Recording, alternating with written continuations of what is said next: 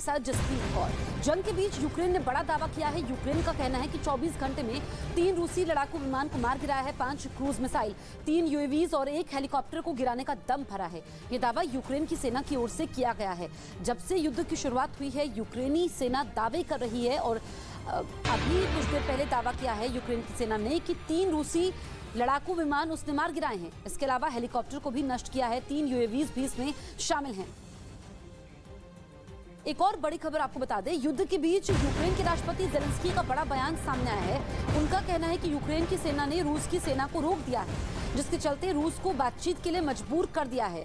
Zelensky ने दावा किया कि इस युद्ध में 16,000 रूसी सैनिक मारे गए हैं, जिसमें 2 शीर्ष कमांडर भी शामिल हैं। यूक्रेन युद्ध के 31 दिन हो गए हैं, लेकिन जंग रुकने का नाम नहीं ले रही है। यूक्रेन के हर बड़े शहर में गोले बरस रहे हैं। उधर अमेरिकी राष्ट्रपति यूक्रेन के बॉर्डर तक पहुंच चुके हैं, अमेरिकी सैनिकों से मिल रहे हैं। आज पोलैंड के राष्ट्रपति से मुलाकात करेंगे। रूस के मिसाइल हमले से भी उसके लिए अभी तक यूक्रेन में हालात अनुकूल नहीं है। यूक्रेन लगातार टक्कर दे रहा है। दूसरी ओर रूस पर अंतर्राष्ट्रीय दबाव भी बढ़ रहा है। ऐसे में ये युद्ध कितने दिन और चलेगा, कहना मुश्किल है। बड़ी खबर आपको बता दें, यूक्रेन में जंग का आज 31वां दिन है। अब तक करीब 37 लाख लोग यूक्रेन से पलायन कर चुके हैं। संयुक्त राष्ट्र के मुताबिक 1080 लोगों की मौत भी हो चुकी है, जबकि 1707 लोग घायल बताए गए हैं। साथ ही संयुक्त राष्ट्र का कहना है कि वास्तविक संख्या इससे ज्यादा भी हो सकती है। यूक्रेन और रूस की जंग को 1 महीना बीत चुका है, लेकिन यूक्रेन की राजधानी कीव पर कब्जा करने में रूस को अब तक कामयाबी नहीं मिली। इसीलिए रूस ने अब अपने आधुनिक मिसाइल सिस्टम इस्कंदर को भी जंग के मैदान में उतार दिया, जिसका एक वीडियो भी रूस के रक्षा मंत्रालय ने जारी किया, जिसमें इस्कंदर मिसाइल सिस्टम से लैस रूसी सेना की 2 गाड़ियां एक सुनसान इलाके में आकर रुकती दिखी। इसके बाद जैसे ही गाड़ी के अंदर बैठे जवानों ने कुछ बटन दबाए तो मिसाइल लॉन्च के लिए तैयार हो गई और फिर तेज रोशनी उठने के साथ ही मिसाइल ने आसमान की ओर उड़ान भरनी शुरू कर दी।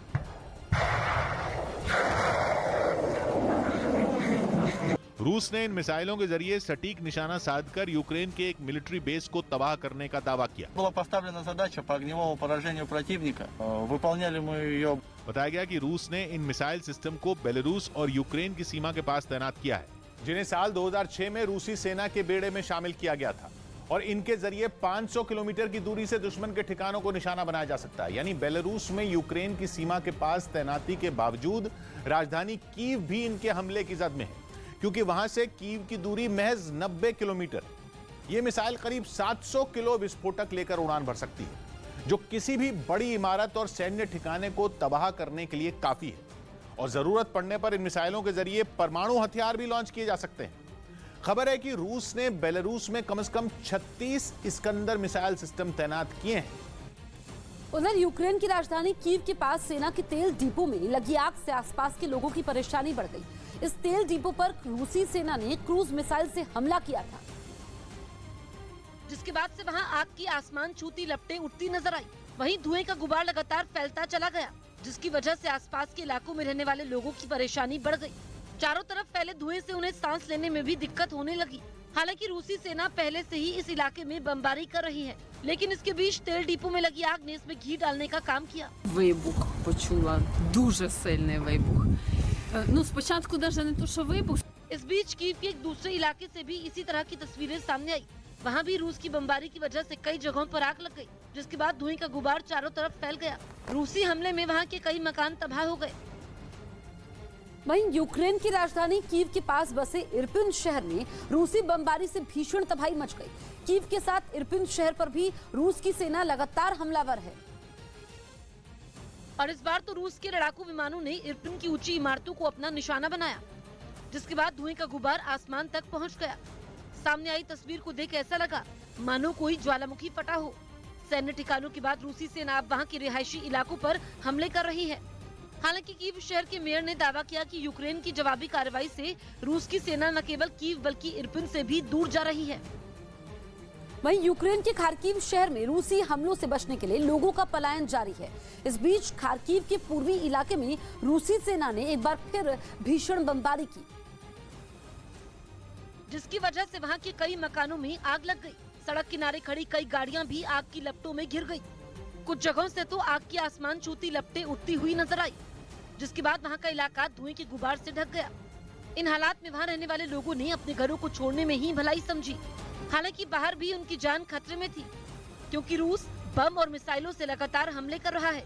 इसके बावजूद दमकल कर्मियों की टीमें कई जगहों पर तैनात होकर आग बुझाने में जुटी रही। उधर खार्किव के एक अस्पताल का इमरजेंसी वार्ड यूक्रेन के घायल सैनिकों से भर गया। इस शहर पर रूसी सेना लगातार बमों और मिसाइलों से हमला कर रही है, जिसका जवाब देने में जुटे यूक्रेन के कई सैनिक घायल हो गए। उन्हें आनन फानन में खार्किव के इस अस्पताल में भर्ती करवाया गया, लेकिन घायल सैनिकों की संख्या इतनी बढ़ गई कि देखते ही देखते अस्पताल का इमरजेंसी वार्ड पूरी तरह भर गया। हालात ये हो गए कि इस वार्ड में घायल सैनिकों का इलाज करने की थोड़ी ही देर बाद उन्हें दूसरे वार्ड में शिफ्ट कर दिया गया, ताकि दूसरे मरीजों के लिए वहां जगह बन सके। इस बीच खार्किव के कई इलाकों में भीषण बमबारी से सैकड़ों मकान तबाह हो गए, जिसके बाद राहत और बचाव की कई टीमें वहां अपने काम में जुटी नजर आई। यूक्रेन और रूस युद्ध पर एक और बड़ी खबर। अमेरिकी राष्ट्रपति जो बाइडेन पोलैंड की राजधानी वॉर्सो पहुंच चुके हैं। पोलैंड के राष्ट्रपति से यूक्रेन संकट पर बात करेंगे। अमेरिका के राष्ट्रपति बाइडेन अपने पोलैंड दौरे के समय यूक्रेन के शरणार्थियों से मिलेंगे। इसके लिए वहां एक बड़े कार्यक्रम का आयोजन किया जाएगा। बताया गया कि बाइडेन यूक्रेन के इन शरणार्थियों को संबोधित भी करेंगे। ये जानकारी व्हाइट हाउस की तरफ से दी गई। रूस के हमले की वजह से बड़ी संख्या में यूक्रेन के लोगों को अपना देश छोड़ना पड़ा, जिनमें करीब 20 लाख लोग पड़ोसी देश पोलैंड में शरण ले चुके हैं। अमेरिकी राष्ट्रपति जो बाइडेन पोलैंड की राजधानी वॉर्सो पहुंच गए हैं, जहां वो पोलैंड के नेताओं से मुलाकात करेंगे। शरणार्थी केंद्र का दौरा भी करने वाले हैं, जहां करीब 20 लाख शरणार्थी पहुंचे हुए हैं। इससे पहले पोलैंड में बाइडेन तैनात अमेरिकी सैनिकों से मिले, जो यूक्रेन की सीमा पर तैनात हैं। बाइडेन ने सैनिकों से कहा कि लोकतंत्र दांव पर लगा हुआ है। बाइडेन ने सैनिकों से अपनी बात साझा की, उनके साथ सेल्फी ली और पिज्जा भी खाया। खार्किव में भयंकर युद्ध जारी है। बमबारी न केवल युद्ध के मैदान बल्कि आम लोगों के घरों पर भी हो रही है। आम जनता घर छोड़कर पलायन कर रही है। रूसी बमबारी से गैस लाइन से आग भड़की, जिसे बुझाने के लिए दमकल कर्मियों को कड़ी मशक्कत करनी पड़ी। तो ये तस्वीरें आप देखिए। खार्किव ये वो इलाका जहां पर पिछले 1 महीने से यहाँ के लोग बमबारी झेल रहे हैं और अब ज्यादा बढ़ चुकी है। आप देखिए, लोगों के घरों को भी इससे नुकसान पहुंचा है, वहां आग लगी हुई है। यूक्रेन युद्ध से जुड़ी बहुत बड़ी खबर। रूस ने पहली बार यूक्रेन के खिलाफ जारी जंग में बड़ी संख्या में अपने सैनिकों के मारे जाने की बात कही है। रूसी सेना के मुताबिक इस जंग में अब तक उसके 1351 जवान मारे गए हैं, जबकि करीब 4000 जवान घायल हुए हैं। यूक्रेन के रक्षा विभाग ने रूस की सेना पर किए गए हमलों का एक वीडियो जारी किया। यूक्रेन लगातार रूस के कई सैनिकों को मार गिराने और उसे बड़े नुकसान पहुंचाने का दावा करता आ रहा है, और इसकी एक झलक इस वीडियो में दिखी।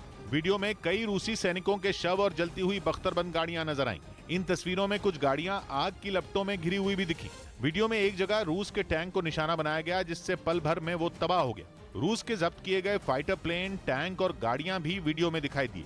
दोनों तरफ के सैनिकों की आमने सामने की जंग की तस्वीरें भी जारी की गई।